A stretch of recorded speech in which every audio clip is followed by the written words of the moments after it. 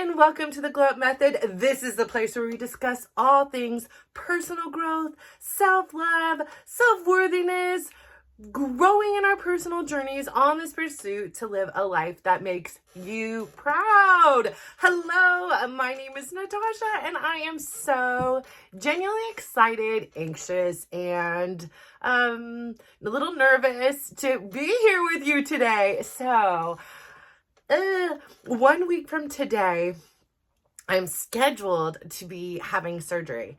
And so I've been very vulnerable and honest on this platform. What the heck is the point if I'm going to sit here and give you a false representation of myself?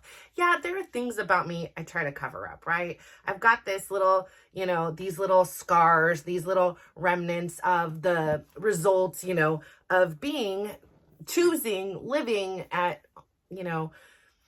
nearly 300 pounds for so many years. It took a toll on my body. There are things that you can see. Hello. There are things that you can't see. My liver, my internal functions. You also can't see all the ways that I've grown. You can see certain things, and I'm going to be super vulnerable. And this isn't the best angle or place to do it. But I have, you can't even see it here. I have to figure out a way to do this, okay? Because it's not going to happen like that, I guess. But I have a ginormous apron belly. And thank God for spandex, because the way my body is, it's shaped kind of like an hourglass. I've got curves. And I love my curves. For a long time in my lifetime, I despised my curves. I just wanted to be that stick waif model. I thought that was beauty, and it is. It is beautiful. It just wasn't my body, and never was. And I think even if I starved myself to near, emaciation, I don't think it would be. My body was built different. My body, I used to joke around, was built for Siberia. It can hold on to things, which was great because those things it held on to helped me in my survival, right? Like my ancestors.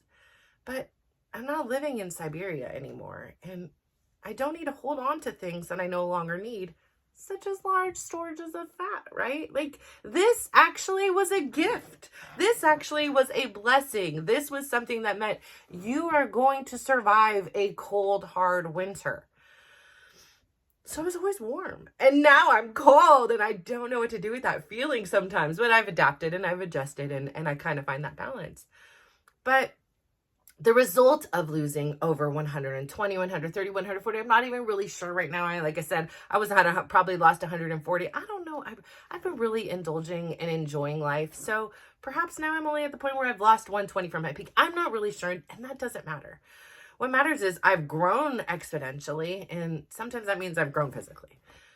But when you have that much of a weight loss and you're a woman of a certain age, and perhaps maybe not, because I look around and I don't always see people who go through these weight loss journeys have this. So maybe they've, sought, other forms of things and it's helped reduce it. Like I know a gentleman that I work out with, and he started his journey much later than I started mine.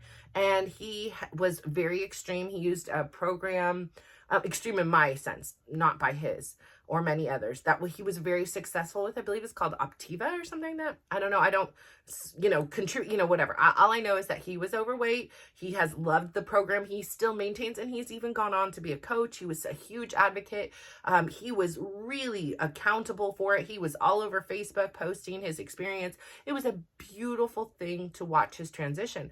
But being a male, I can see how much quicker he responded to things. I could see how his body has snapped back in different ways than mine has, which is fine.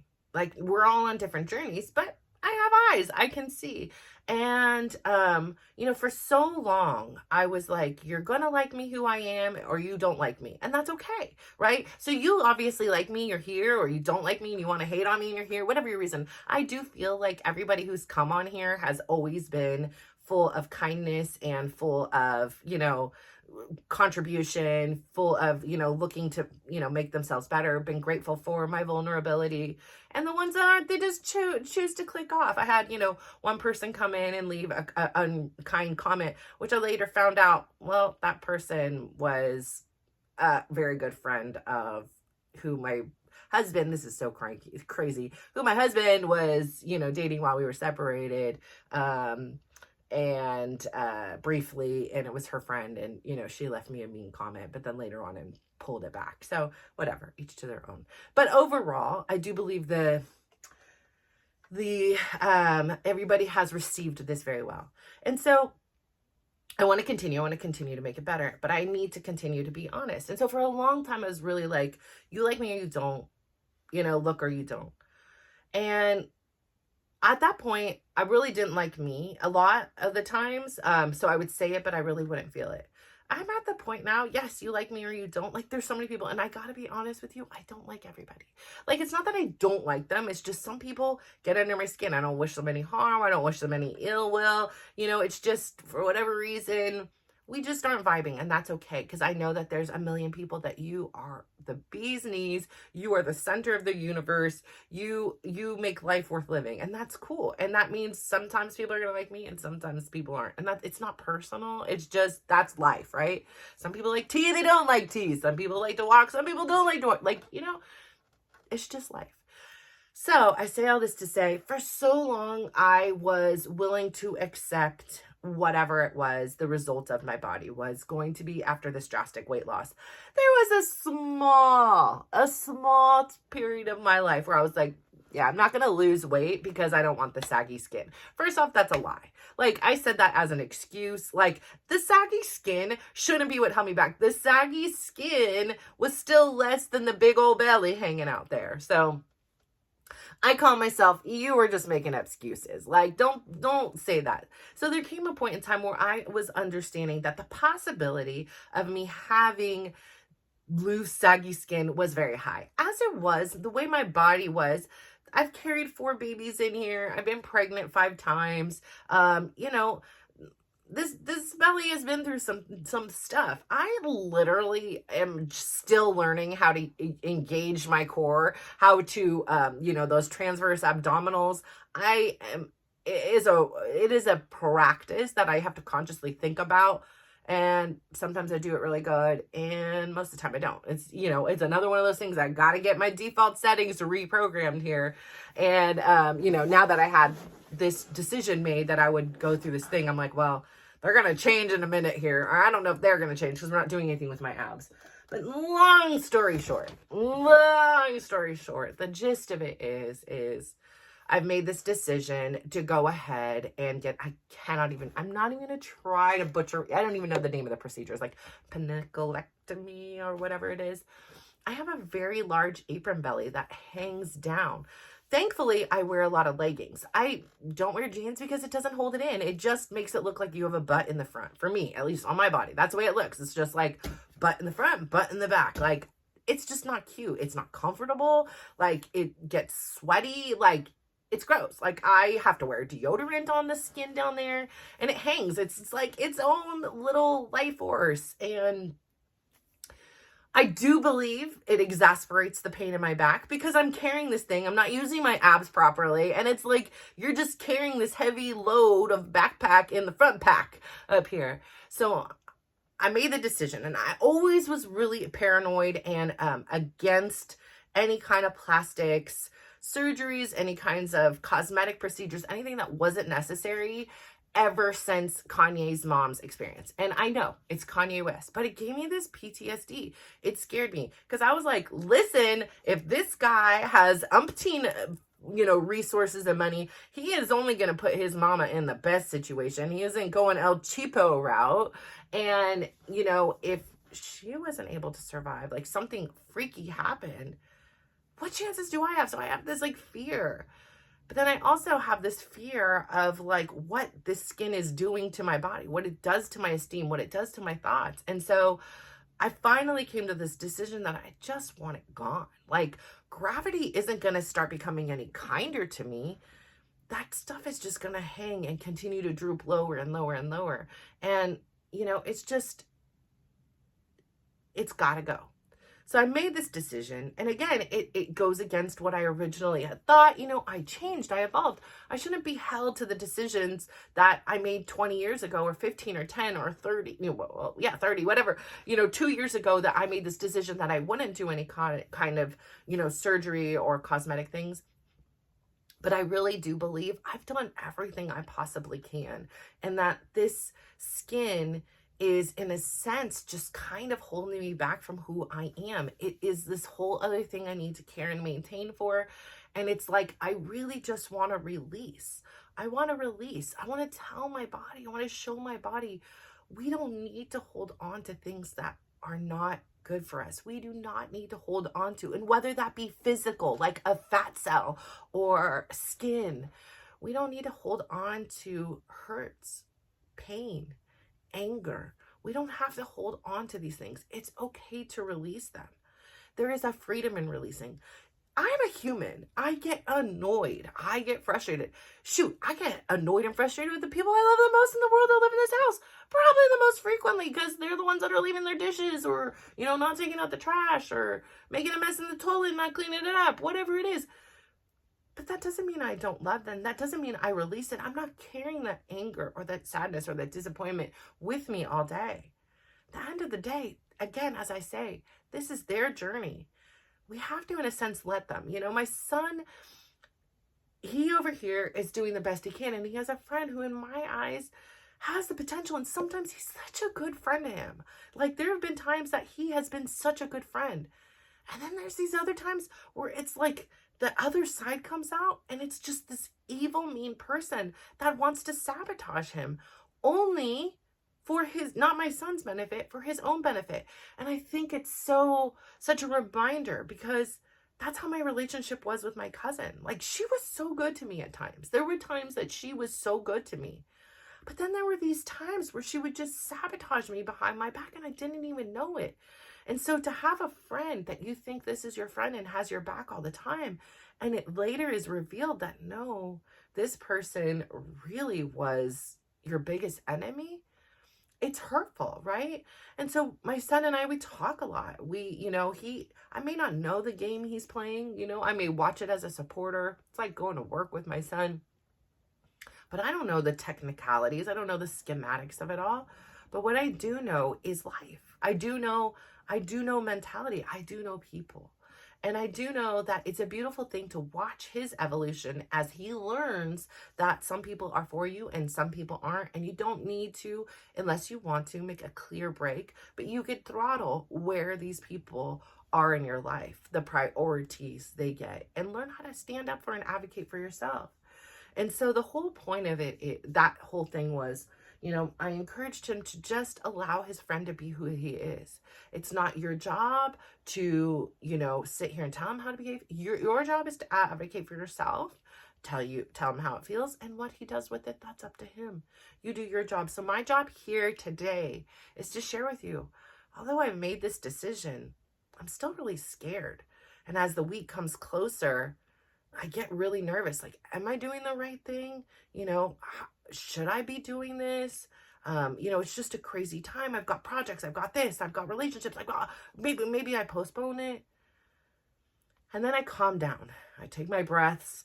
I hop in the daily dose of dysregulated shower, and I feel uncomfortable. And I know that even though I feel uncomfortable, I'm going to get through it. That once I get through the fears, once I get through the initial pain of it, I think that my experience, my journey, can help someone else. I'm one of those people that I love to share. I also love to receive. I love to read your stories and reaffirm to me that it is going to be okay. And I'd love to share and use this platform because I have been so open and honest. And one of the foundations for me has been, I understand so many of us women in particular, struggle with releasing things. We hold on to the weight, and we can do everything right. We can hit the gym, do our walking steps, we can eat clean, we can do everything right and not understand, why is nothing happening? Why are we not releasing the weight or the burdens that we thought we would? It's because it's so much deeper. The physical is like just the smallest part of it. And so many times we focus on the physical, what we're eating, how we're moving, calorie deficits. They're important. I'm not saying they're not. But getting clear with you, taking care of yourself, self-care, self-worth, self-love, it's not selfish. It is a necessity. And so I'm on this platform, right? I've chosen to do this. I right now could do anything with my day and time. And here I am sitting with you. And I would love to, as it came to me in my daily dose of dysregulation, when I started to feel fearful about this experience that I'm choosing to undertake. I don't have to, you know, there's no necessity for me to get this skin removed. I'm choosing to do this. And so since I'm choosing to do this, what better gift would that be than to share my experience and my journey with you? I've had so many people tell me along the way that they wish I had began my sharing my journey from the beginning. But the truth is, I didn't have the confidence that I would get through it. The truth is, I was so ashamed about the way I looked, about the way I sounded, about what my perception was of how perfection was, and that I needed to have the perfect lighting, the perfect words, the perfect script, the perfect hair, the perfect makeup. And I knew I would never be perfect.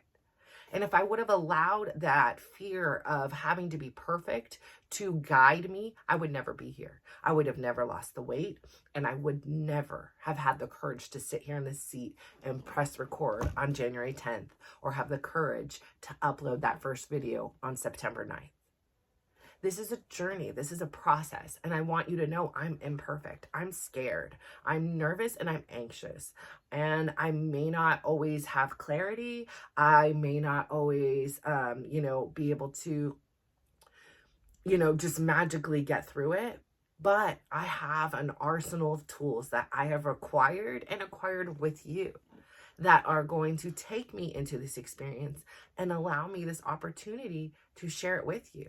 Because documenting it is a sense of allowing you to have the courage to do the things that you're afraid of. It allows you to see that it isn't always easy and it's not always pretty, but we get through it. And when we get through it, we're often happy we did it, even if the results are not exactly what they think they are. Listen, I'm going into this with no expectations. Yes, my eyes teared up, and the idea of looking at a stomach that doesn't have all that excess skin and tissue, I mean, I could well up. I really could, because it's something I wanted my whole life. I was never a stick figure. I was never teeny tiny. I always had something. So the idea of having it semi-flat is huge to me. And so I'm not gonna, just because that was my idea, I'm not holding it to it. I understand life is life, and there's gonna be imperfections, and there's gonna be scars, and there's gonna be this and that and that. It's like when I tell my kids, you're applying to college, apply to cast a big net, see what bites and nibbles, and then you make your decisions. That's where I'm at. I'm not going to be committed to one thing and then feel disappointed because it looks maybe another. It will be 100% improved of what it is. If I don't have to carry around these burdens from the choices I made yesterday, what a gift is that? I don't deserve to be punished for what I did 10 years ago. I'm a different person. I've grown, I've evolved. And as part of that evolution, as part of that symbolism, I'm going to release it. And I'm going to release it in a dramatic way. I'm saying goodbye to it. I'm not doing a whole ab thing, smab thing. I don't need all that business. I will hit the gym and I will do that core work until I cry if I have to. I don't really care about the abs, seriously. Listen, I'm a 48-year-old woman. It's cool and all, but who's seeing this? Anyways, I say all this to say I'm excited and motivated, because the silver lining in this fear is what was born was this courage to share and document this journey with you. And I hope to be an advocate for you and an inspiration and a motivation for you to embark on your own journey, whether it's a physical journey or, more importantly, an internal journey that perhaps morphs into something more, because that's what mine has really been. It started with saying, I deserve to be happy. It started with, I am not just a shell of a person. I am someone too. I am Natasha, and I am going to do this. And I'm going to give this one life I've got, just like it's the one life you got, the best I can each and every day. So I say all this to say, thank you so much for tuning in. Please, please, please go out there today and give yourself a huge smile. And then I would love for you to look yourself in the eyes and give yourself the best compliment today. Today, my best compliment to myself, I'm going to say, you know what? Thank you, Natasha, for so much for having the courage to share, for having the courage to working through your fears and not being so focused on the outcome, but understanding that this is a journey and you're in it for the long haul. It's not about how many people watch your videos. It's not about how many likes you get. It's about showing up and touching even one person in one video one time. That's all it is for me. So I say all this to say, now that your cup is flow is so over, I would love for you to go out there, give somebody else a big smile, give them a compliment, and sit back and watch how they glow up. So thank you. Bye.